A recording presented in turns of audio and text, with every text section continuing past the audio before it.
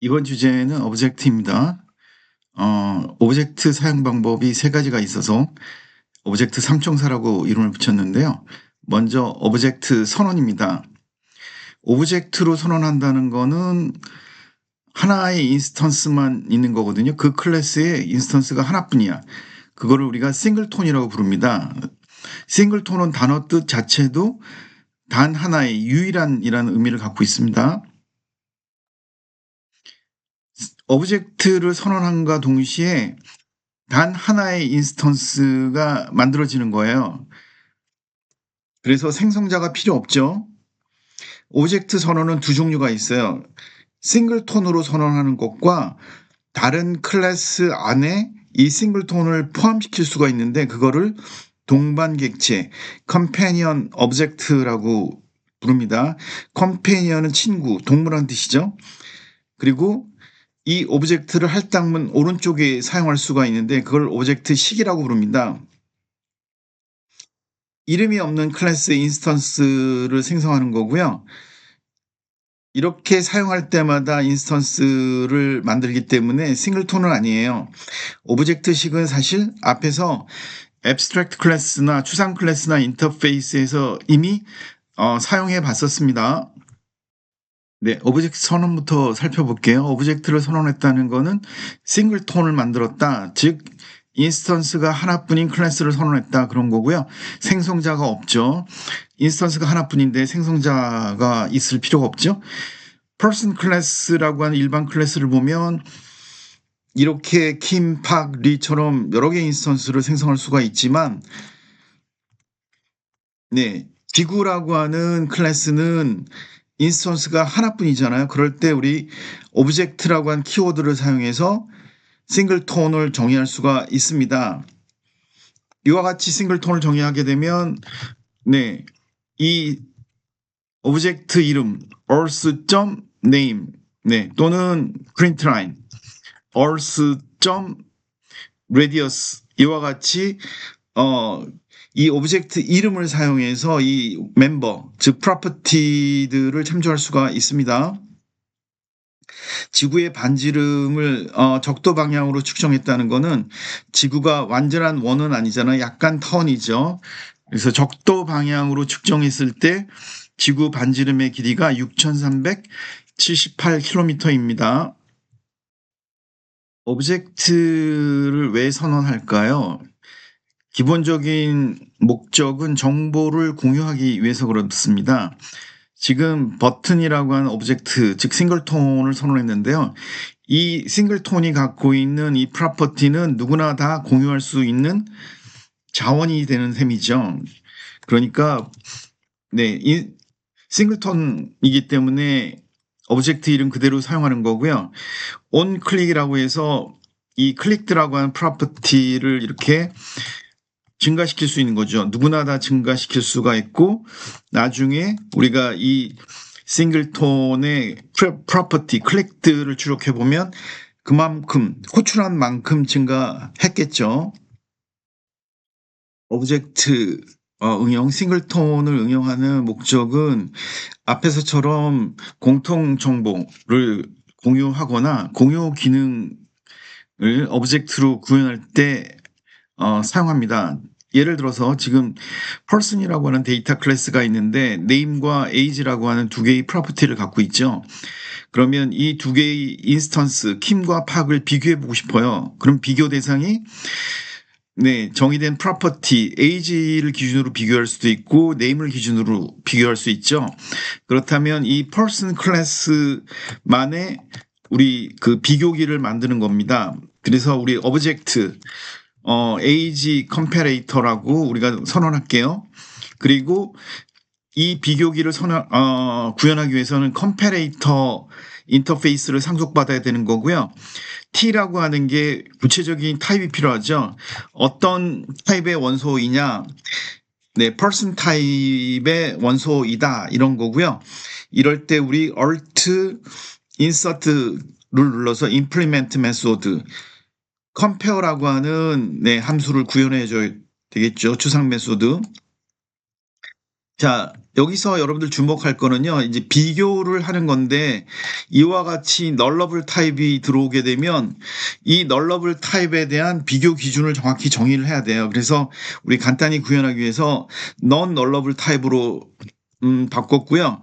파라미터 이름도 우리 P1 person이니까 P1, P2로 하겠습니다. 그러면 자, int 값을 리턴해야 되는데 비교하기 위해서는 빼봐야죠. age 빼기 p2.ag 이렇게 해서 그 값을 p1이 p2보다 크면 네, 양수가 갈 거고 같으면 0, 그렇지 않으면 음수가 가겠죠. 그런데 이 age는 그렇다 치고 그렇다면 name이라고 하는 프로퍼티도 이렇게 뺄 수가 있을까요? 네, 안 되죠. 그러니까 이럴 때 일반적으로 사용할 수 있는 이 비교에서 사용할 수 있는 함수가 있습니다. p1.ag compare to. 네, 이 compare to는 비교의 기능이 있으면서 오버플로가 발생하는 것도 예방해 주기 때문에 이와 같은 비교를 구현할 때 이 compare to를 사용하는 게 일반적이고요. 그렇다면 compare to를 사용하면 어떤 값을 리턴하게 될까요? 자, 우리 프린트 라인에서 ag compare 컴페레이터, 그 다음에 컴페어라고 하는 거에 킴과 팍을 두 개의 인스턴스를 전달하면 되겠죠. 자, 이번에는 킴과 팍인데 킴의 나이가 더 많죠. 실행시켜 보면 네, 이 컴페어라고 하는 게 사실상 뺄셈의 기능이기 때문에 양수가 나왔다는 거는 킴의 나이가 더 많다는 거고요. 자, 이번에는 박 씨의 나이를 올려보면 네, 음수가 나오겠죠. 그러면 두 사람의 나이가 만약 같다라고 하면 이 뺄셈 결과는 0이 될 겁니다. 자, 이 compare to가 int 값을 반환하는데 그 int 값은 양수이면 p1이 큰 거고요. 음수이면 p2가 큰 거고 0이면 네, 같은 거고 그렇게 되는 거죠. 자, age만 비교하는 게 아니고 name도 같이 비교하고 싶어요. 그래서 age name 컴페레이터 나이가 같으면 그 다음에는 이름을 비교하겠다. 그렇다면 이거를 age 컴페어의 결과가 이렇게 나왔는데 이 age 컴페어가 만약에 0이 아니면 둘 중에 누군가가 크다는 거죠. 그러면 네, 이 age 컴페어 값을 리턴하면 되는 거고 만약에 그렇지 않다면 이번에는 p1. name 네, 이름을 이제 비교해줘. compare to를 사용해서 p2. name 이와 같이 비교하면 되겠습니다. 그러면 이제 나이가 같으니까 이름을 비교하겠죠? 이름을 비교했더니 아스키 코드상 P가 대문자 P가 더 크니까 음수가 나왔습니다. 이 값은 중요한 게 아니고 음수가 나왔다는 게 중요한 거죠. 자, 이 age comparator 자체를 지금 컴페레이터의 person 타입을 갖고 있는데요. 이와 같이 사용하는 건 사실 큰 의미가 없고요.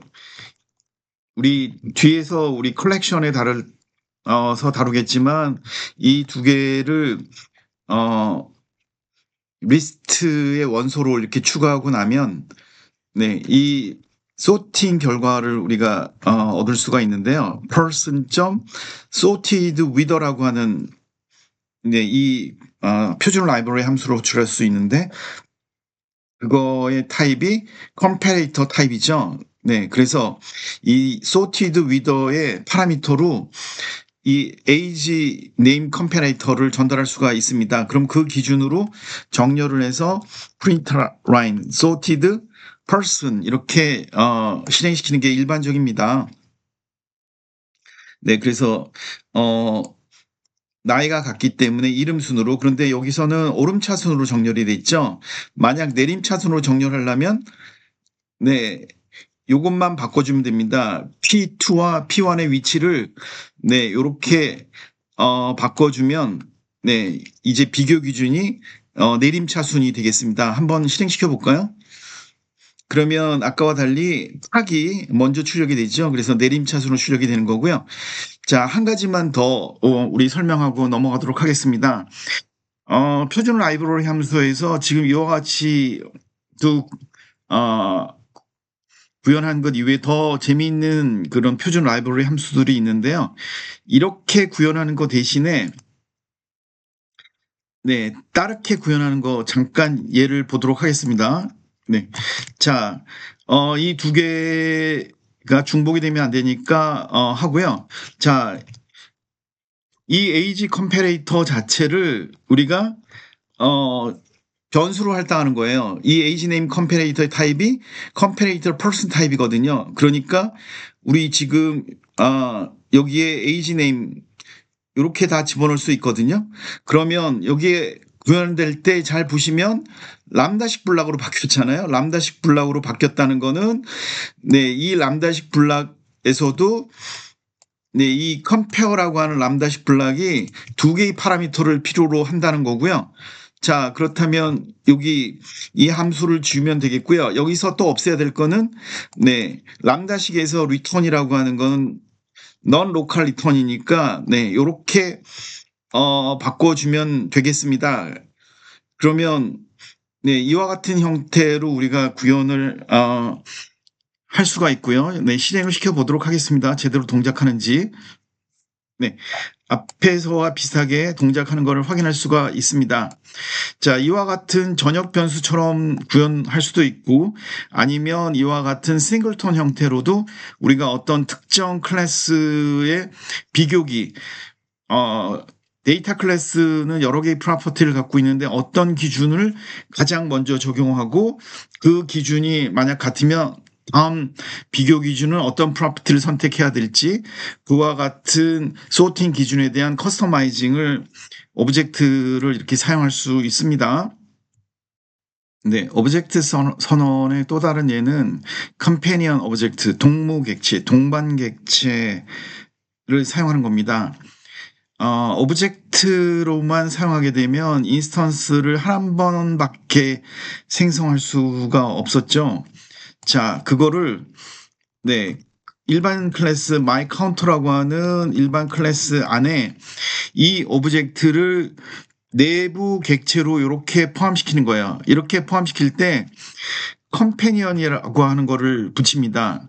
즉 일반 클래스는 하나의 동무 객체를 컴패니언 오브젝트로 가질 수가 있습니다. 여러 개가 아니고요. 하나만. 그리고 이 컴패니언 오브젝트의 프로퍼티는 이 바깥쪽 클래스 이름을 사용해서 참조할 수가 있어요. 그래서 동무 객체, 컴패니언 오브젝트의 클래스, 이 오브젝트 이름은 생략할 수가 있습니다. 그러면 이 컴패니언 오브젝트의 특징은 뭐냐? 자, 이 지금 카운트라고 하는 프로퍼티를 프라이빗으로 선언해요. 그러면 아무나 액세스 못하죠? 그런데 이 인크리먼트라고 하는 메소드를 이번에는 컴패니언 오브젝트의 멤버가 아니고 바깥 클래스인 myCounter의 멤버로 이렇게 변경해도 이 프라이빗 멤버인 count 액세스를 할 수가 있죠. 그래서 동무객체, 이 myCounter와 컴패니언 오브젝트는 네, 동무객체, 동반객체라고 표현을 하고 있습니다. 자, 프라이빗으로 선언했기 때문에 일반 함수 getCount라고 하는 네, 이게 하나 필요겠죠. 그래서 이 카운트 값을 돌려받을 수 있는 퍼블릭 메소드를 하나 선언했고요. 자, 우리 아까 그냥 일반 오브젝트를 선언했을 때는 인스턴스를 한 번밖에 생성할 수 없었지만 이번에는 바깥 클래스에 대해서는 여러 개의 인스턴스를 생성할 수 있잖아요. 이와 같이 myCounter 인스턴스 my와 my2를 생성할 수 있는데 그렇다면 my.